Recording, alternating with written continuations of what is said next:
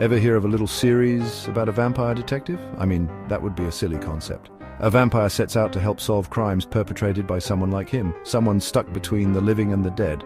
No, I'm not talking about Angel, Blood Ties, or Moonlight, which all share a similar premise. Welcome to the Snake Pit, where we're full of bile and venom. I'm your host, Snake Damon, and today we're sinking our teeth into Forever Knight. Nick Knight, not a terribly original name, is a Toronto police detective who works the graveyard shift with his partner. Unbeknownst to most of his colleagues, Nick is actually Nicholas, an 800-year-old vampire who earned his surname as a literal knight in medieval France. Racked with guilt over centuries of murder and destruction, Nick has traded his fangs for a badge, using his supernatural powers to fight crime while struggling against his darker urges.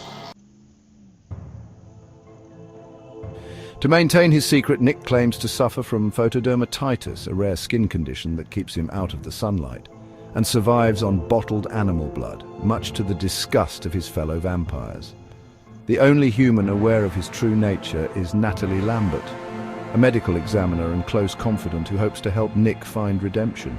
Natalie is not a fan of Nick's reliance on his vampiric powers, warning him that every time he uses them, he edges closer to the monster he's trying to leave behind. However, Nick's quest for humanity is constantly thwarted by his family. Lucien Lacroix, the vampire who turned Nick in 1228, acts as the devil on his shoulder, urging him to embrace his true nature. A former Roman general, Lacroix's cruelty and cunning make him a sinister yet fascinating antagonist.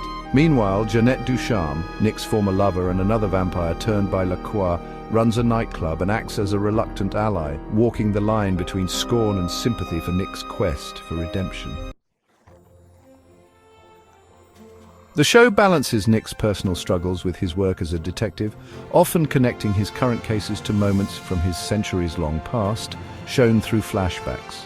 Across its 3 seasons, Nick had 2 partners: Don Shanker, a lovable and humorous foil in the first 2 seasons, and Tracy Vetter, a rookie detective in the 3rd season.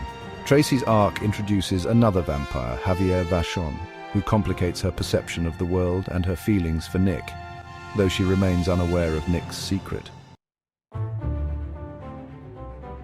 The series builds toward a dramatic and ambiguous finale. Nick faces impossible choices that threaten to expose the vampire community or put those he loves in danger.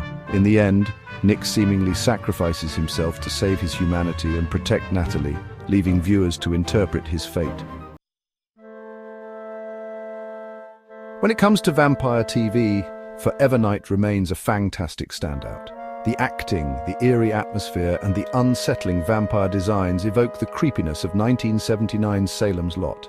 Unlike modern attempts at vampiric drama, Forever Knight stayed grounded, avoiding flashy CGI for old-school vampire aesthetics. It's leagues above many of its successors, including Angel and Moonlight, though those shows certainly had their moments.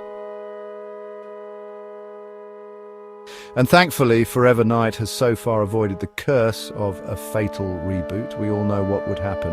Bad writing, lazy CGI, and a loss of the show's unique charm. Let's allow a couple of shows to rest in peace, shall we?